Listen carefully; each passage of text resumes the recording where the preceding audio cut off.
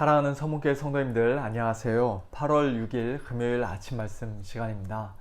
지난 주일 예배 시간에 광고 말씀드렸던 것처럼 내일부터 토요 새벽 기도회를 다시 시작합니다. 작년 3월 중순부터 코로나 때문에 중단되었던 주중 예배와 기도회를 한꺼번에 다 정상화하지는 못하지만 일단 토요일 새벽 기도회라도 본당에서 다시 시작하기를 많은 분들이 기다리고 계신다는 이야기를 들었습니다. 내일 아침 6시에 많이들 나오셔서 함께 하나님의 말씀을 듣고 또 같이 기도하는 그런 시간 가지면 좋겠습니다. 오늘 아침에 함께 묵상하실 하나님의 말씀은 이사야 57장 14절부터 21절까지입니다. 그중 15절 말씀을 제가 봉독해 드리겠습니다. 지극히 존귀하며 영원히 거하시며 거룩하다 이름하는 이가 이와 같이 말씀하시되 내가 높고 거룩한 곳에 있으며 또한 통회하고 마음이 겸손한 자와 함께 있나니 이는 겸손한 자의 영을 소생시키며 통회하는 자의 마음을 소생시키려 함이라. 아멘. 하늘은 스스로 돕는 자를 돕는다 라는 말을 우리가 종종 듣기도 하고 사용하기도 합니다만, 그러나 사실 그 말은 전혀 성경적인 말이 아니죠. 성경이 거듭거듭 일관되게 말씀하시는 것은 하나님은 스스로를 도울 만한 능력이 전혀 없는 자들을 도와주신다는 것입니다. 죄악의 굴레에서 비참한 상태에서 어떻게든 벗어나 보려고 나름대로 최선을 다하고 열심히 노력하는 사람들을 하나님께서 대견하게 여기시며 그들을 도와주시는 것이 아니라 자기 스스로는 아무것도 할 수 없음을 겸손히 인정하며 하나님께 두 손 들고 항복하는 사람, 하나님만을 온전히 의지하고 신뢰하는 자들을 하나님께서는 구원해 주십니다. 어제 본문에서 우리는 하나님께서 이스라엘의 지도자들과 백성들의 죄악을 책망하시며 그들을 심판하실 것이라는 말씀을 살펴보았었는데요. 탐욕의 죄, 우상 숭배의 죄 등으로 하나님을 대적한 그들은 분명히 심판받아 마땅한 죄인들이었습니다. 그리고 그것은 오늘 우리 역시도 마찬가지죠. 우리가 하나님 앞에서 지은 모든 죄를 하나님께서 엄중하게 따져 물으시고 있는 그대로 심판하시고 우리를 책망하신다면 우리 중에 하나님의 심판을 피할 수 있는 자는 아무도 없습니다. 죄인들을 향한 하나님의 진노와 심판은 언제나 의롭고 정당합니다. 그런 우리가 하나님께 용서를 받고 구원받을 수 있는 유일한 길은 우리가 지금보다 조금이라도 더 착한 사람이 되기 위해 열심히 노력하고 최선을 다하는 것이 아니라 오직 하나님께서 우리를 위해 친히 일해 주시는 것뿐입니다. 우리가 행하는 어떤 일이 아니라 하나님께서 철저하게 하나님께서 행하시는 일 때문에 우리는 구원받을 수 있습니다.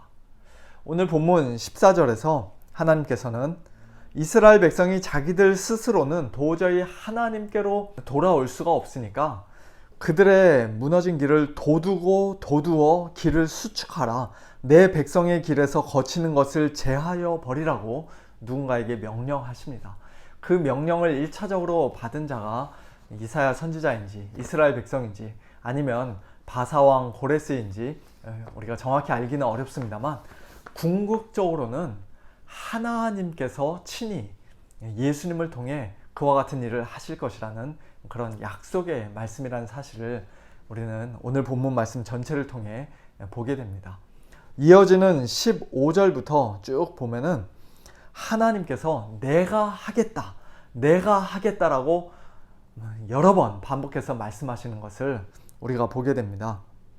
지극히 존귀하며 영원히 거하시며 거룩하다 이름하는 하나님께서 이렇게 말씀하세요.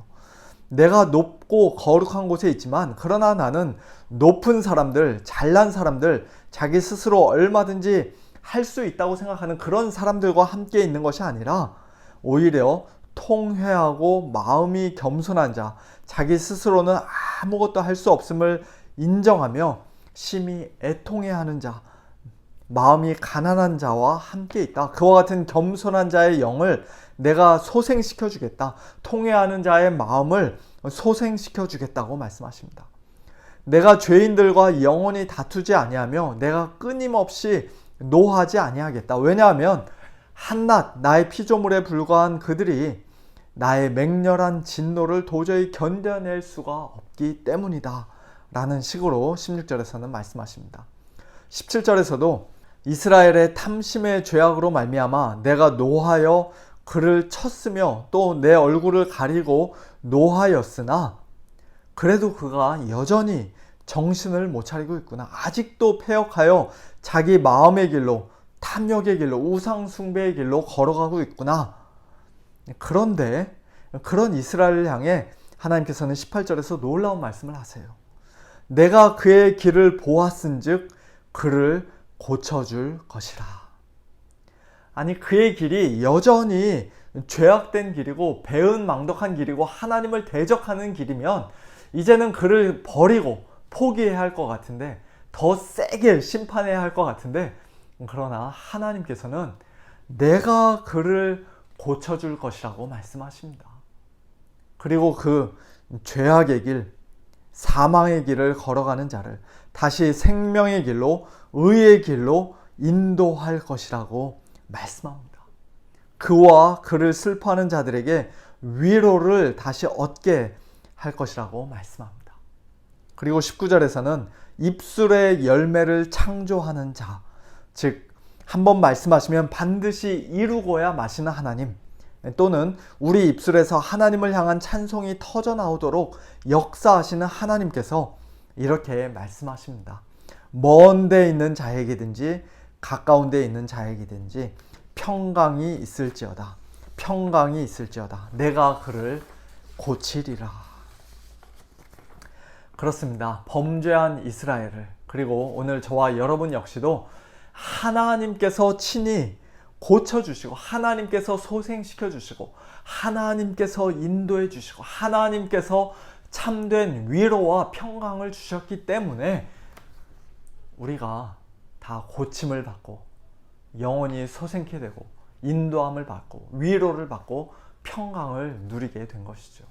단 1%도 우리 스스로가 무엇을 한 것이 없고 기여한 것이 없습니다. 100% 전적으로 하나님께서 우리를 위해 행하신 일들 뿐입니다. 그것이 바로 복음이에요.